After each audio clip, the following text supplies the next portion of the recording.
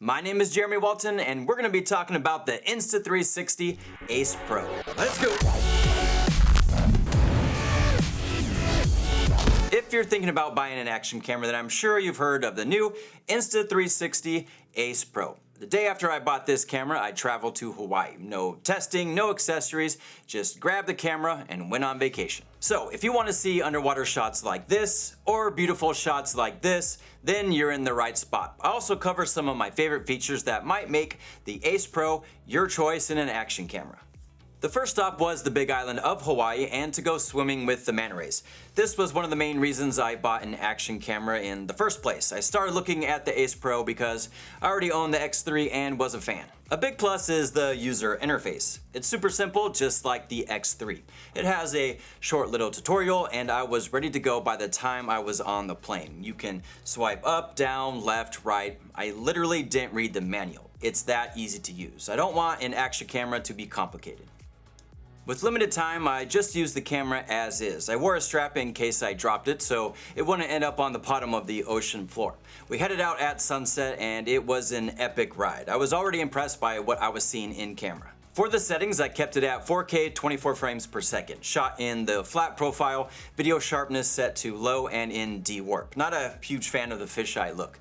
That was basically it. It was point and shoot and I was ready to go. Looking at this footage, I can't really complain. It looks great and I didn't have to worry about anything. We waited for the sun to go down and this is the setup we were working with. Everyone holds on and waits for the Manta Rays to show up. It is strange to be floating out in the ocean, but you get used to it. The one thing I tried and didn't work was just to hit record and go underwater. The water will affect your screen and act like you're touching it. You do have to screen lock the camera. That's why if you're going to snorkel or scuba dive, you should just buy the dive case. It's a layer of protection. The mount is actually part of the case. Get a handle that floats and call it a day. Eventually the Manta Rays showed up. I kept the settings the same and hit record.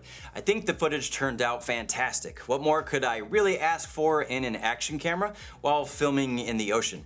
Even if this was the only footage I got, I wouldn't regret buying the ACE Pro. I mean, look at this shot right here. Look at the detail. This is the stuff you want to capture and you want to be able to do it with ease. I also went snorkeling during the day, but I'll get to that towards the end. The other reason I wanted to buy an action camera wasn't for the action. We've all seen the action side, snowboarding, jet skiing, mountain biking, but I wanted something that was small and convenient like the ACE Pro that gave me a good image for capturing my trip, whether it was B-roll or just memories for my personal use. I don't need my Canon R3 everywhere I go. I can record an hour with the ACE Pro at 4K for around 60-ish gigs or 500 gigs with the R3. That's a big difference. For example, we went on the Hala tree coffee tour. I highly recommend. It's a free tour, but you can pay to roast beans and brew some coffee.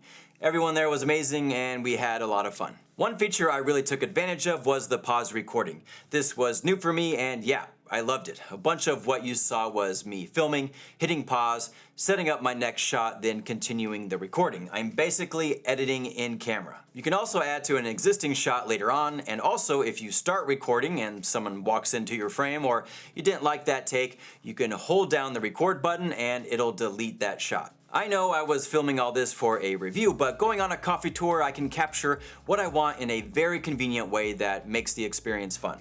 That might be something you're into for an action camera. We also went to a national historic park and this is where I want to talk about the stabilization. The ACE Pro features flow state stabilization and I think we all know by now we have pretty good stabilization in action cameras. Here's a couple shots of me walking. Nothing fancy, at times I'm one-handing it and I just walk.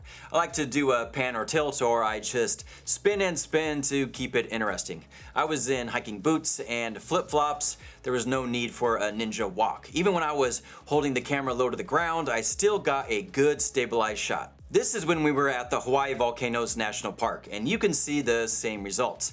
I'm walking, I'm tilting, panning, just filming what I'm seeing, and I don't have to worry about how I'm moving. Since we're wide and have good stabilization, you should be good to go. I toggled between standard and high. You do have different modes of stabilization, but I really couldn't tell the difference between those two. That would be something you might have to mess with, but I'm keeping my camera in standard for the majority of what I'm filming. Now we have to head over to Oahu, and you might notice the terminals are outside. The first time I went to Hawaii, that was definitely different, and this was my first time flying with Hawaiian Airlines.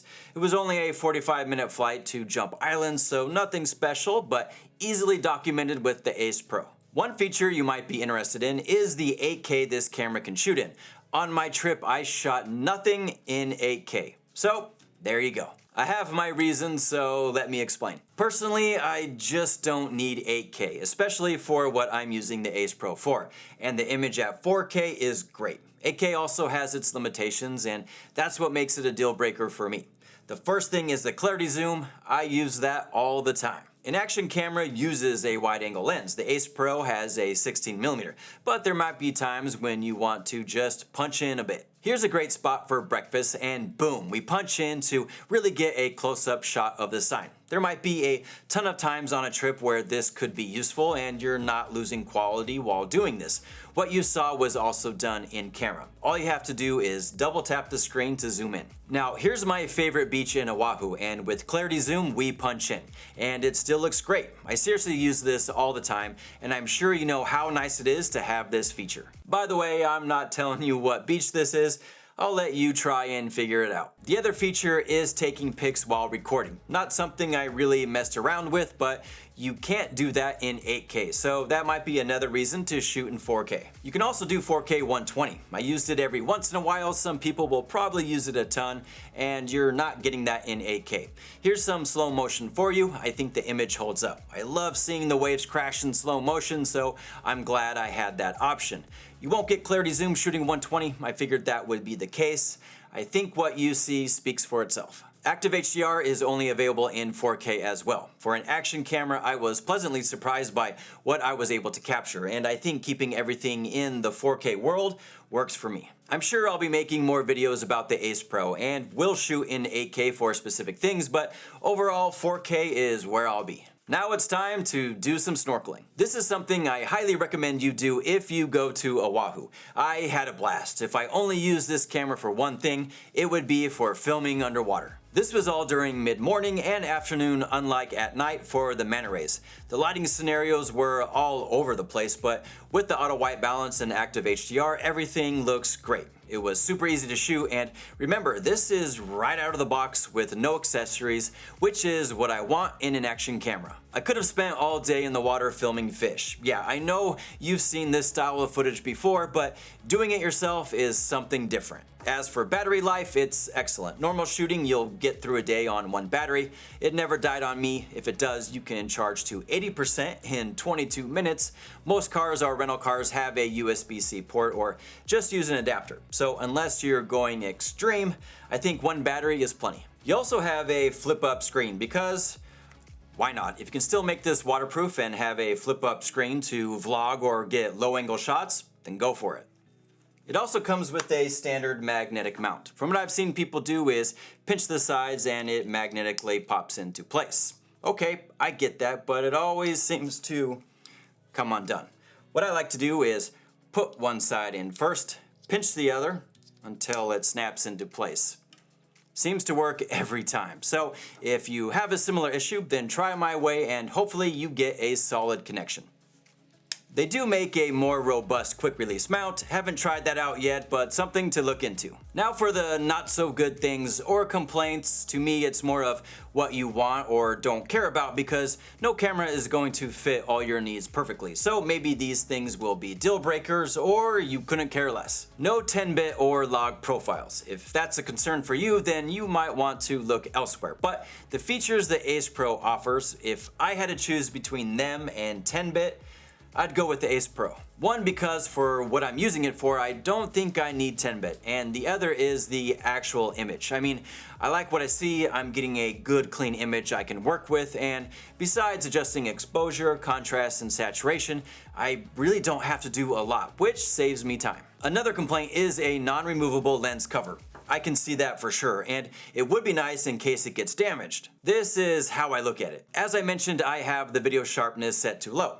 That sharp digital look is also because the shutter is cranked, eliminating any motion blur. This camera is new, so you don't have a ton of options, but Insta360 has some ND filters, and at some point an ND filter will live on this camera. During a bright sunny day, because I don't shoot a ton at night, I think an ND16 would be a good compromise for all situations, and giving you back some needed motion blur and protect your lens. So in that case, it's not a huge deal to me. Speaking of night, I did take some shots for the people who do shoot at night. Insta360 has a pure video mode for shooting in low light. Again, I'll let the footage speak for itself. It did extremely well, as you can see. I will mention what you see in camera is way different than the final result. A lot of post-processing is happening. It's not perfect at every moment, but compared to other action cameras, I think you'll be happy with what comes out of this camera. I haven't had the ACE Pro very long. I do plan on making a few other videos with it. I definitely need to attach it to my car and see what accessories start to come out for this thing, so there's more testing to do. Should you buy it? Well, it depends. You really have to decide the top 3 to 5 features you want or need in an action camera.